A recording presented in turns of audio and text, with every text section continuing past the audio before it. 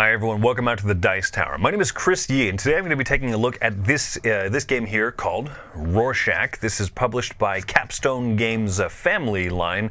They brought that over at least to the US that I'm aware of. This is a party game about clue giving and guessing and kind of a, that type of thing. It uses, in fact, the Rorschach ink blot paintings. So let me explain to you how the game plays, then I'll give you my thoughts of this game full of artwork about my greatest childhood disappointments.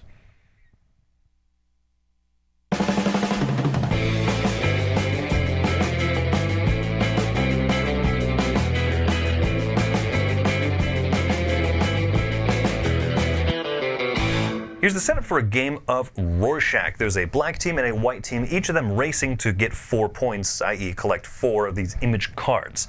Let's say that the black team will be the first one, and then the white team is going to be the secondary team this round, and then the next round the white team will become the primary, and then this team will become the secondary, and they have cute, clever little terms for it, control team and the test team and stuff, because it's all based in psychology, so to speak. First thing that'll happen if the black team is the test team, or the active team we'll call it, they're going to take one of their markers and put it out onto each of these words. So we have UFO, Spider-Man, and Dracula for this round. Now, the secondary team, or the control team I think the rulebook calls it, are going to look at these 4 image cards and they're going to remove one of them, whatever they think is the most obvious. And they might say, this one looks like a UFO. I think that one's too obvious. We're going to remove it from this round. Gone. So now with the 3 remaining cards, the person who is on the first team, the active team, one of them is going to be a clue giver. And so they're going to take these 3 here, and they're going to assign them secretly. So you might not, no one else is going to know what they are. In fact, that's the point, is to guess what this person assigned them. So someone might say, you know what, this one looks like this one here for Dracula. This one here kind of looks like a bat. So I'm going to do that one. And then, oh boy, Spider-Man, hey, look at this one. For Spider-Man, this one kind of looks like a spider. And then I'm going to say this one for UFO because maybe, right? So now the clue assigner, the clue giver on the first team is done. At this point, the other people on the first team over here, the black team, is going to try to make one guess. They'll do one guess first, and they'll try to guess, hey, you know what? I think that this one is Dracula because it kind of looks like a bat. So they'll put out the token that matches. This team over here has the opportunity now to either guess the same and say, yeah, I bet you're right, or to say, hey, I think that it's actually one of these other ones. So in this case, first, let's show an example of they say yes, we reveal it, hey, everybody was right. At this point, because the first team was right, they get to make one more guess unimpeded by the other team. And so they'll say, you know what, guessing Spider-Man, bada boom, they were correct. The black team would get 1 point of their race to 4. Let's go through a different example now. On the first guess, let's say that this team had said, UFO, that thing is flying, clearly wrong. So now this team over here says, I thought that looked like a bat. We're going to say you're wrong. I bet it's Dracula. And when you reveal, whoa, whoa, whoa, that means the other team is going to get the 1 point. And so basically there's a little series of what happens, right? If you guess correctly the first one and the other team doesn't, your team scores a point. Then you get to do a second one, and you might score 2 points that round. Or if you were wrong and the other team was right, they get the point. Or if you were wrong and both were wrong, then there's no continuation. So this is basically a flow chart of procedures of how that whole thing is that I explained to you. Like I said, first team to 4 points, and I believe it has a win by 2 condition. So that is how you play Rorschach. I'll say, go ahead and count me surprised with how much I actually enjoyed this game. It is, as you saw in the rules explanation, very procedural.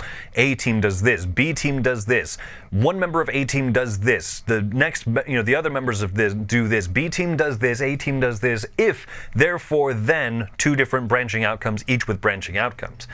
It's a lot to kind of read and wrap your head around for a simple party game like this. But as long as one person knows what they're doing, the rest of the game flows really smoothly. It's easy for everybody else. It's just that one person had to go through some mental load to figure out what are the procedures, what to do is the next step, who is doing what part of the step. And not all of it is terribly intuitive at first, but once you get going, hey, this is a good party game. I like it, right? The cards are all square, and the ink blots can all be rotated in any direction, just like the cover here, right? In fact, the back of the box, they do the same thing. It's a neat little, when you look at it this way, it looks like this part of the information is right side up. This part of the information is right side up. It's meant to be kind of ambiguous in that sense, because the ink blots could be turned any way.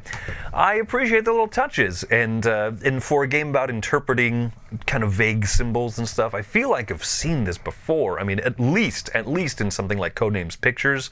I like the idea of doing the Rorschach ink blot test.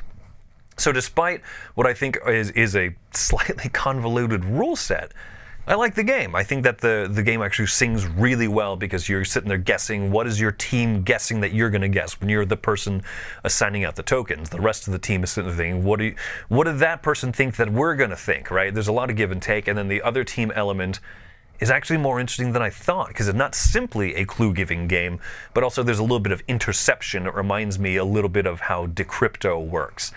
This is a good game. It's a genre that is not overly crowded, but it's also one of those genres where you say, well, how is a game going to differentiate itself?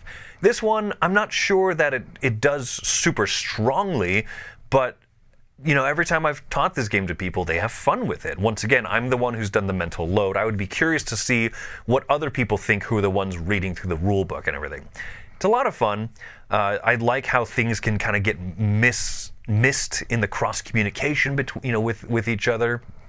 I think that the fact that there's a lot of cards in both decks, and the fact that the ink blots can kind of end up being a little bit different depending on how they're even just rotated, means you're going to get a lot of different pictures essentially out of the same deck of cards. I don't think you're going to run out. I think you're going to be done playing this game before you say, we've seen all the cards already. I think it's well produced. It looks very striking. I like the wooden bits that you use for the guessing and everything. I just don't know how much I'll teach it, but if people are interested, this is one of those games that I'll say, okay, do I remember the steps? I need a quick look at the rulebook really quick. It does have this flow chart in the back, so once you know it, I think that this will serve as a quick reminder, but it is almost silly sounding that a party game like this needs a flow chart of 6 different variables along this way and 4 variables this way. It's a little silly, but I like it. I'm going to give this game a 7. I'm going to give it a 7 because I've had a lot of fun playing it. Everyone else always has fun playing it. Does it stand out super much? I don't know that it does, but it definitely holds its own. So I like it quite a bit. So that's my thoughts on Rorschach. Thank you so much for coming by the Dice Tower. I hope that you all have a great day.